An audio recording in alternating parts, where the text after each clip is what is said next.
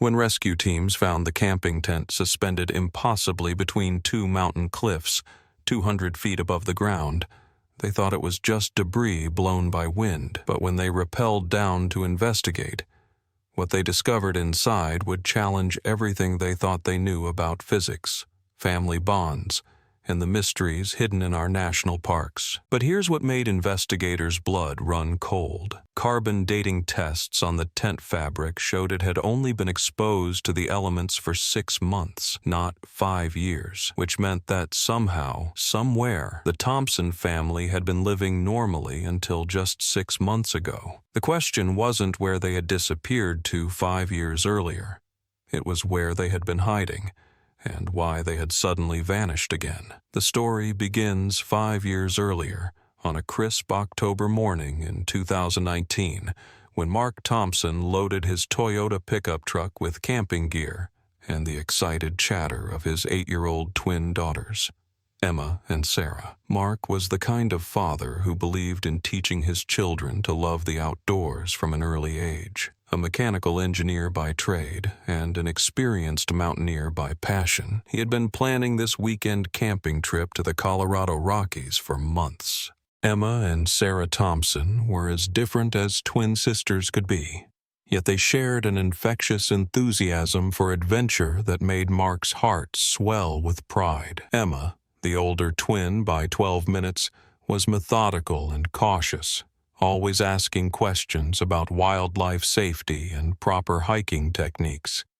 She carried a small notebook where she documented every interesting rock, plant, or animal track they encountered. Sarah, on the other hand, was the fearless explorer, the first to volunteer for any new trail, always pushing ahead to see what was around the next bend. Together, they formed the perfect hiking team, Emma providing the careful planning while Sarah supplied the boundless energy.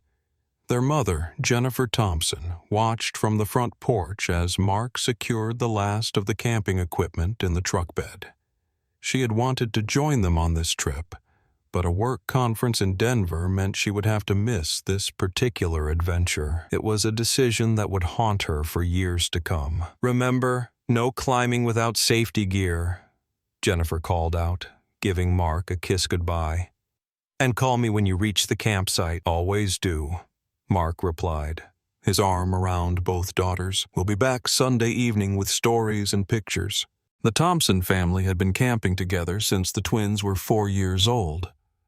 Mark was meticulous about safety, always carrying extra food, emergency beacons, first aid supplies, and communication equipment. He had chosen their destination carefully, a well-established camping area in the Roosevelt National Forest, about 3 hours from their home in Boulder. The spot was known for its family-friendly trails, beautiful lake views, and reliable cell phone coverage for the first few miles of hiking. As they drove through the mountain passes, Mark pointed out geological formations to his daughters, explaining how glaciers had carved the valleys thousands of years ago. Emma diligently took notes while Sarah pressed her face against the window, marveling at the autumn colors painting the aspen trees in brilliant golds and oranges. They arrived at the designated parking area around noon, a small gravel lot that served as the trailhead for several different hiking routes. Mark had reserved campsite number 47, a spot he had used twice before, located about 2 miles up a well-marked trail beside Mirror Lake. It was perfect for families, close enough to the parking area for easy access, but far enough into the wilderness to feel like a real adventure. The hike to their campsite was everything Mark had hoped it would be. The girls were in excellent spirits, stopping frequently to examine interesting rocks, take pictures of wildlife, and practice the knot-tying techniques Mark had been teaching them. Emma documented 3 different bird species in her notebook, while Sarah collected colorful leaves for a school project. They reached campsite number 47 just as the afternoon sun was beginning to cast long shadows through the pine trees. The spot was ideal, a flat, cleared area surrounded by tall evergreens, with a fire ring and a picnic table positioned about 50 yards from the crystal-clear waters of Mirror Lake. Mark supervised as the twins helped set up their orange three-person tent, the same one they had used on dozens of camping trips over the years. By evening, they had established their perfect family routine. Mark prepared dinner on the camp stove while Emma organized their supplies and Sarah gathered firewood under his watchful supervision. They spent the evening hours around the campfire, roasting marshmallows and telling stories while the lake reflected the stars above them. Mark used his satellite phone to call Jennifer at 8 o'clock, just as promised.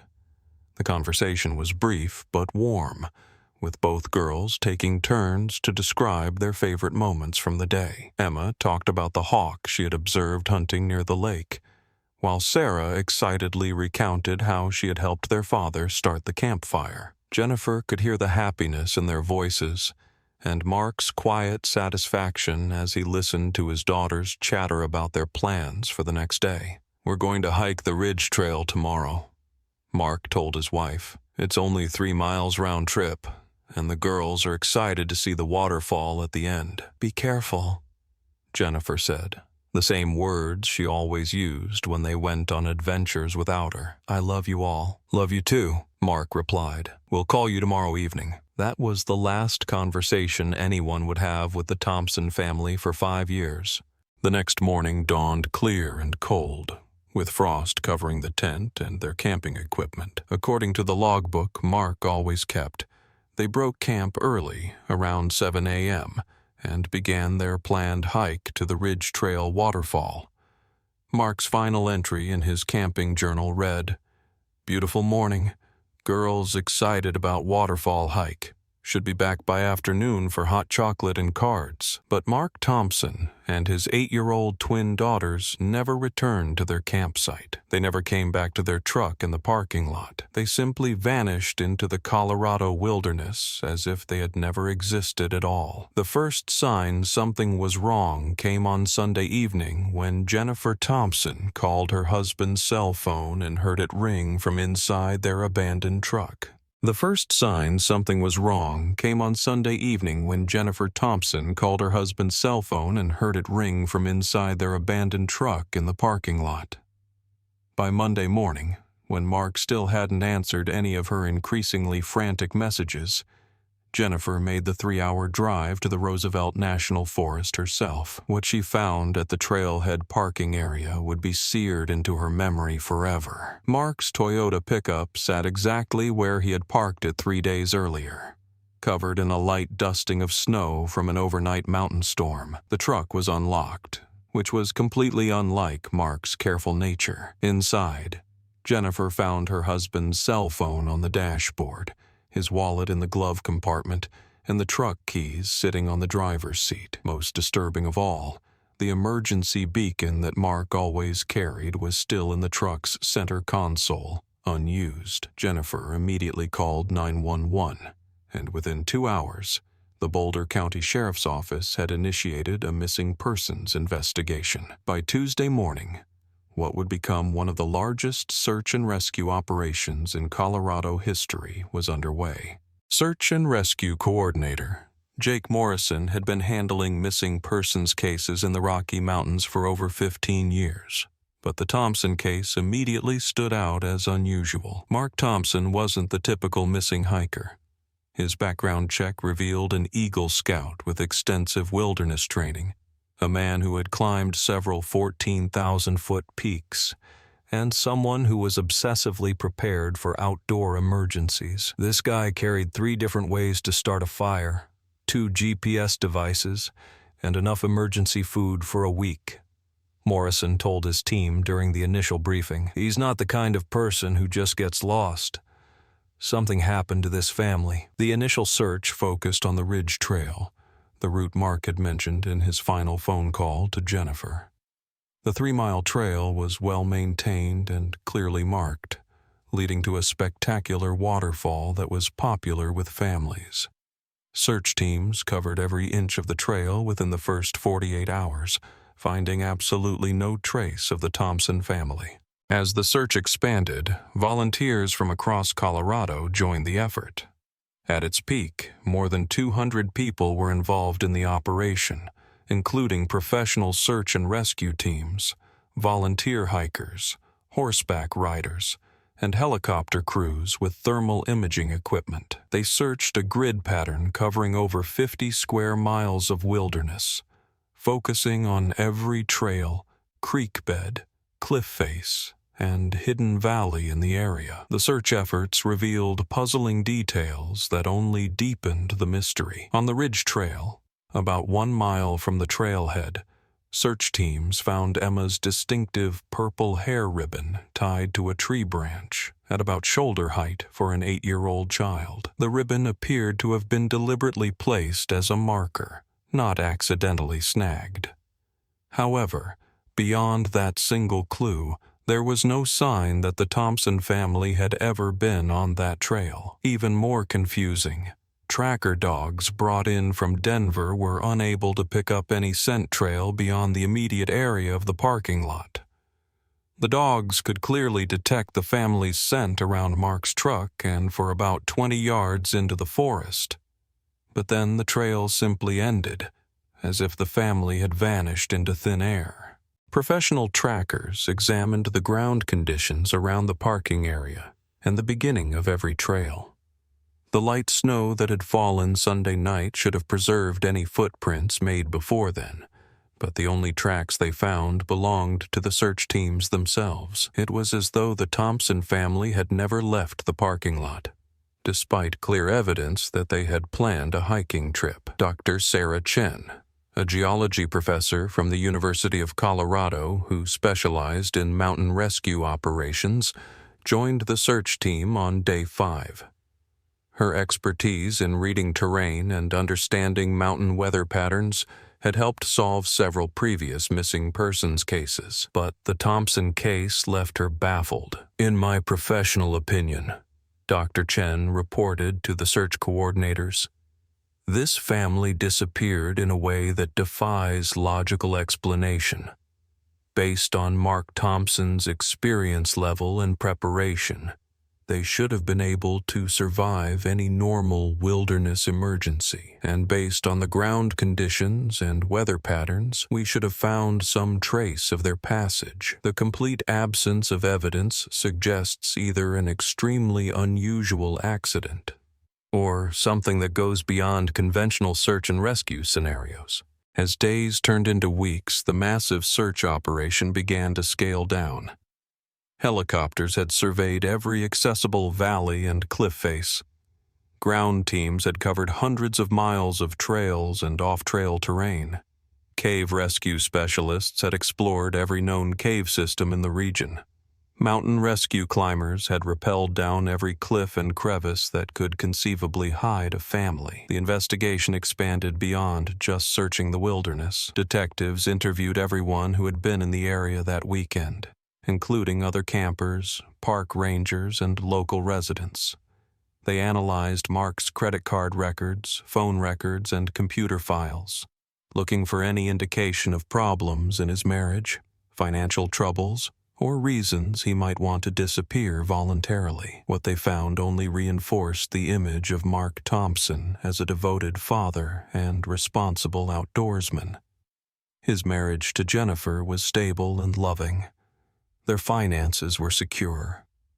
He had no history of depression, risk-taking behavior, or any other red flags that might suggest a deliberate disappearance. By every measure, Mark Thompson was exactly what he appeared to be: a caring father who had taken his daughters on a routine camping trip and had somehow vanished from the face of the earth. After 6 weeks of intensive searching, the Boulder County Sheriff's Office officially suspended active search operations. The case remained open, classified as a missing persons investigation, but without new leads or evidence, there was nothing more that could be done. The final search report, filed in December 2019, was a model of thorough investigative work that ultimately reached no conclusions. It documented every trail searched, every technique employed, every theory considered and discarded.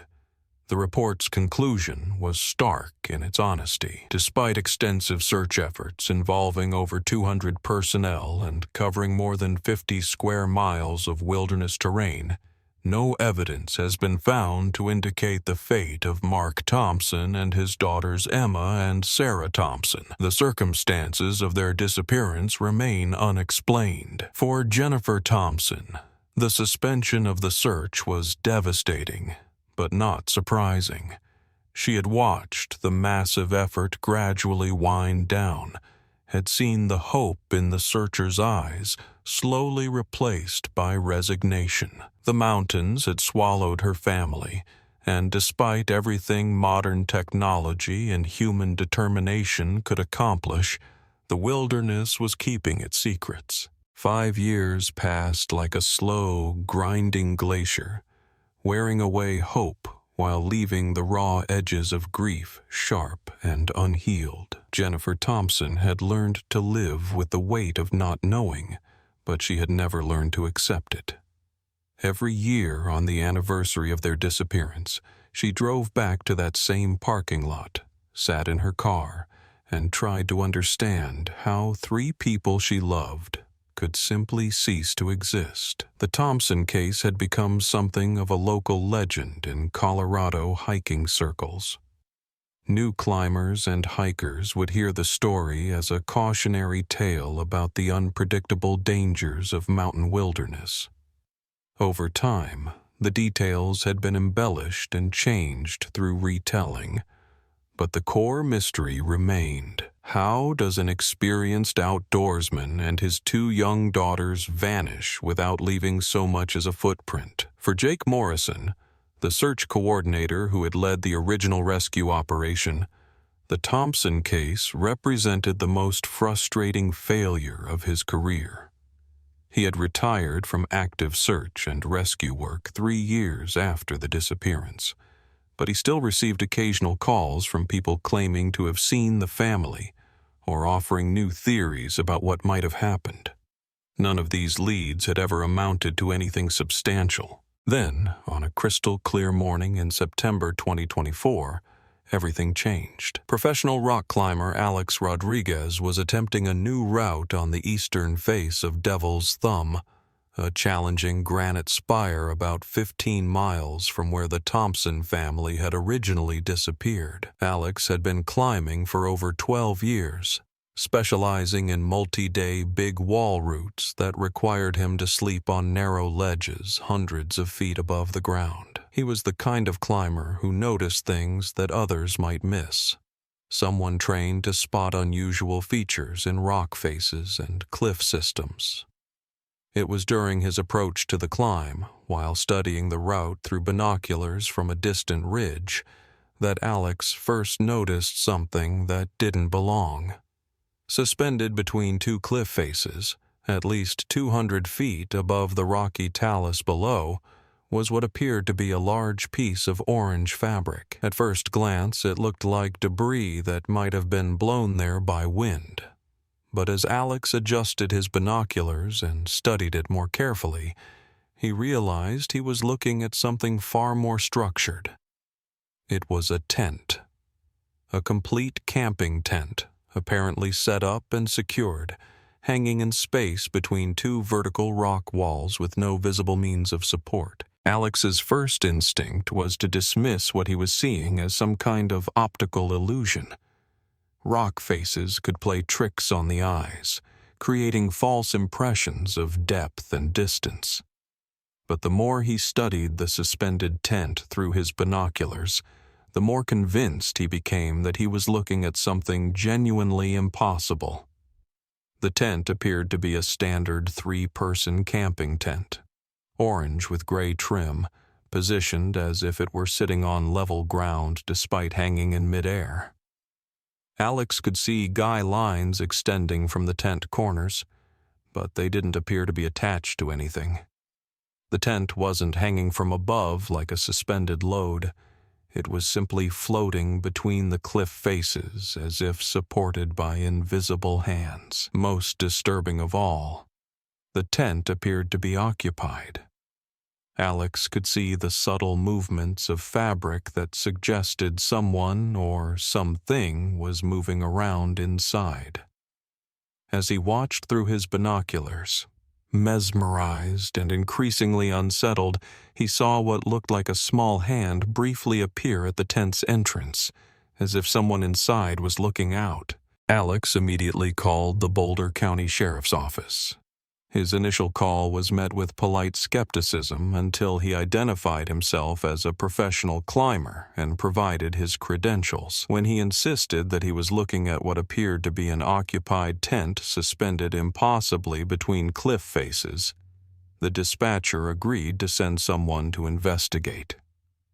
Within 4 hours, Jake Morrison found himself called out of retirement and standing on the same ridge where Alex had made his discovery. Morrison had initially assumed he would be dealing with either a case of mistaken identity or some kind of elaborate hoax. But when he looked through the high-powered spotting scope that the sheriff's department had brought to the scene, he felt his blood run cold. There, suspended exactly as Alex had described, was an orange tent that looked remarkably similar to the one Mark Thompson had been carrying when his family disappeared 5 years earlier. The tent was positioned in a location that should have been physically impossible to reach, hanging in space between 2 cliff faces that were separated by a gap of approximately 30 feet. There were no ropes visible from above, no support structures, no logical explanation for how the tent could be maintaining its position. Morrison immediately recognized the implications of what they were seeing. He called for a specialized high-angle rescue team, the same type of unit that had been involved in the original Thompson search operation. While they waited for the technical rescue specialists to arrive, Morrison and his team established a command post and began documenting everything they could see through telescopic observation. Through high-powered binoculars, they could confirm several disturbing details. The tent appeared to be in remarkably good condition for something that had potentially been exposed to 5 years of mountain weather. The orange fabric showed some fading, but none of the severe deterioration that would be expected from years of exposure to UV radiation, snow, and wind. Even more puzzling, there were clear signs of recent activity around the tent. They could see what appeared to be camping equipment arranged outside the tent entrance, including items that looked like cooking gear and sleeping bags. Most unnervingly, they observed periodic movement inside the tent, suggesting it was currently occupied by living beings. As the technical rescue team prepared their equipment for what would be an extremely challenging rappelling operation, Morrison found himself grappling with questions that challenged everything he thought he knew about physics and human survival. How had this tent reached a position that was inaccessible to conventional climbing techniques? How had it remained stable in that location through 5 years of mountain storms? And most importantly, if this was indeed the Thompson family's tent, where had they been for 5 years? And how were they surviving in a location that should have been uninhabitable? The rescue operation was scheduled to begin at first light the following morning. What they would discover when they finally reached that impossible tent would rewrite the rules of missing persons investigations and challenge the fundamental assumptions about what was possible in the natural world.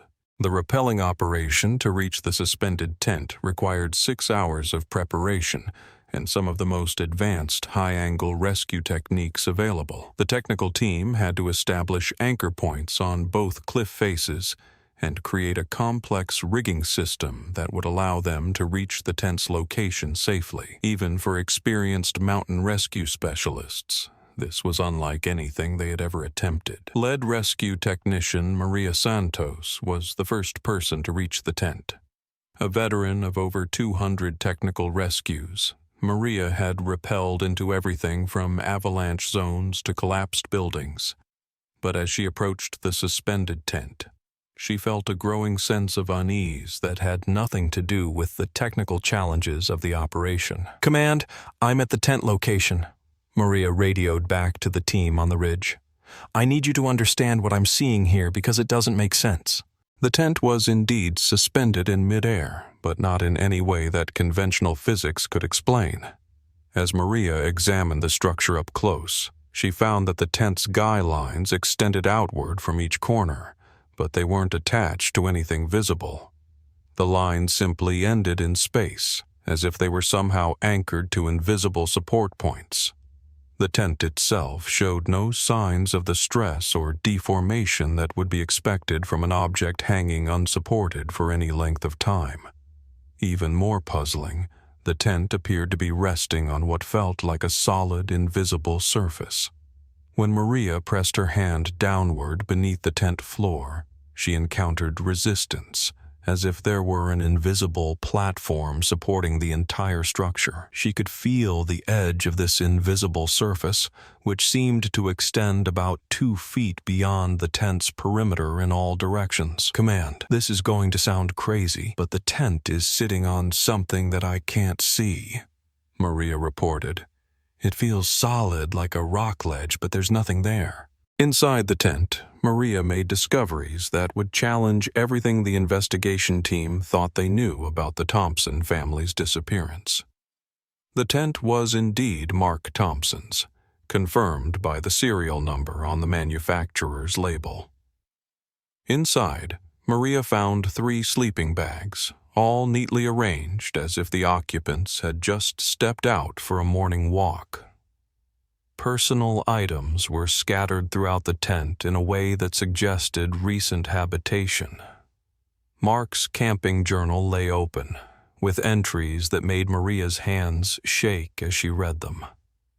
The final entry was dated just 2 weeks earlier, written in Mark's distinctive handwriting. "Day 1847. The girls are getting stronger every day. Emma can now project her thoughts clearly across several miles, and Sarah successfully moved a boulder yesterday just by concentrating on it. I'm beginning to understand that what happened to us wasn't an accident. We were chosen for this transition, but the question remains, are we ready to come back?" Even more disturbing were the children's belongings Maria found in the tent. Emma's notebook, which she had carried during their original camping trip 5 years earlier, was filled with detailed drawings and observations that extended far beyond the date of their disappearance. The entries showed a clear progression of development, documenting what appeared to be 5 years of growth and learning in an environment that defied conventional understanding. Sarah's collection of rocks and leaves, which had started as a simple school project, had evolved into something far more sophisticated. The specimens were labeled with detailed notes about their energy patterns and dimensional resonance frequencies, written in the careful handwriting of a child who had been extensively educated in subjects that shouldn't exist. Most shocking of all, Maria found recent photographs of the Thompson family taken with a digital camera that showed significant signs of aging and use. The photos depicted Mark, Emma, and Sarah in what appeared to be a vast underground cavern system, illuminated by a soft, blue-white light that had no visible source. In the photographs, the twins appeared to have aged normally. They looked like the 13-year-olds they should be 5 years after their disappearance, but there was something different about their eyes, something that suggested knowledge and experiences far beyond their apparent years. The extraction of evidence from the tent required 2 additional days of technical operations. Every item had to be carefully documented and photographed in place before being transported to the ground. The tent itself proved impossible to remove. Despite multiple attempts with different techniques, the structure remained fixed in its impossible position, anchored by forces that the rescue team couldn't understand or overcome. The laboratory analysis of the recovered evidence provided results that fundamentally challenged the timeline of the Thompson family's disappearance. Carbon dating tests on fabric samples from the tent and sleeping bags indicated that these items had been exposed to environmental conditions for approximately 6 months, not 5 years. More detailed analysis using advanced forensic techniques confirmed this timeline across multiple samples. Dr. Elizabeth Ward, the forensic scientist conducting the analysis, had to repeat her tests 3 times before she was willing to report her findings.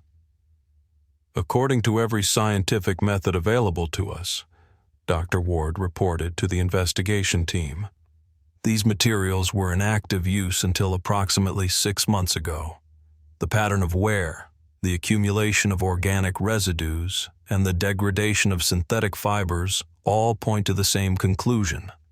This family was living normally in this tent until the spring of 2024. The implications of these findings were staggering. If the Thompson family had been living in that tent until 6 months ago, where had they been for the previous 4.5 years? How had they survived in a location that was inaccessible to conventional rescue techniques? And most importantly, where were they now? Additional evidence recovered from the tent suggested answers that pushed the boundaries of accepted reality. Mark's journal contained detailed descriptions of what he called dimensional fluctuations in the mountain region, periods when normal physical laws seemed to be suspended or altered.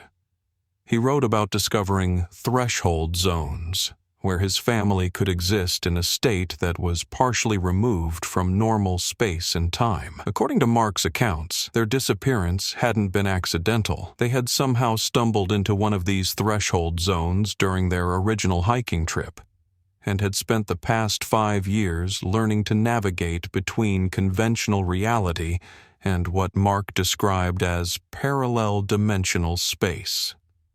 The tent's impossible position was apparently a result of existing partially in both dimensions simultaneously.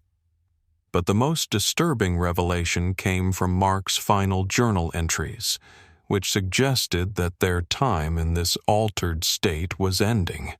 Something was forcing them back into conventional reality, and they were struggling to maintain their existence in either dimension. The last entry read simply, "The boundaries are collapsing. We're running out of time."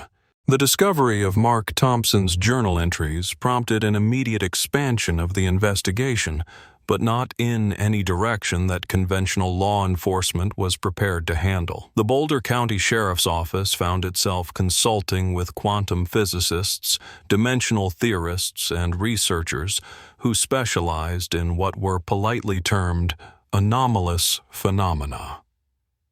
Dr. Michael Harrison, a theoretical physicist from CERN who had been studying dimensional anomalies in high-energy environments, was brought in to analyze Mark's descriptions of threshold zones and dimensional fluctuations. After reviewing the evidence and visiting the site where the tent had been discovered, Dr. Harrison provided a report that would have been dismissed as science fiction, if not for the physical evidence supporting it. The geographic location where the Thompson family disappeared sits at the intersection of several unusual geological and electromagnetic features. Dr. Harrison explained to the investigation team, "Underground mineral deposits create natural electromagnetic fields that, under specific atmospheric conditions, could theoretically create what Mr. Thompson described as threshold zones. These would be areas where the normal barriers between dimensional states become permeable." Dr. Harrison's analysis suggested that the Thompson family had somehow become trapped in what he termed a dimensional pocket, a space that existed parallel to conventional reality, but was accessible only under very specific conditions. According to his calculations, these pockets were inherently unstable, and the family's eventual return to normal dimensional space would have been inevitable as the conditions that created the pocket gradually changed. The investigation team attempted to locate the Thompson family using every resource available, but their efforts were hampered by the fact that they were essentially searching for people who might not exist in conventional space. Ground-penetrating radar, thermal imaging, and electromagnetic sensors all proved useless when deployed around the area where the tent had been discovered. Jennifer Thompson was brought to the site and briefed on the discoveries. After 5 years of not knowing, she was finally presented with evidence that her family had been alive far longer than anyone had believed possible. But this knowledge came with the devastating realization that they had vanished again, and this time there might be no way to track them. "I always knew they were still out there," Jennifer told the investigation team through tears. "I could feel it, but knowing that they were so close, that they were trying to find a way back to me, and that I might have missed my chance to see them again. It's almost worse than not knowing." The investigation took an unexpected turn when Emma Thompson's notebook was subjected to detailed analysis.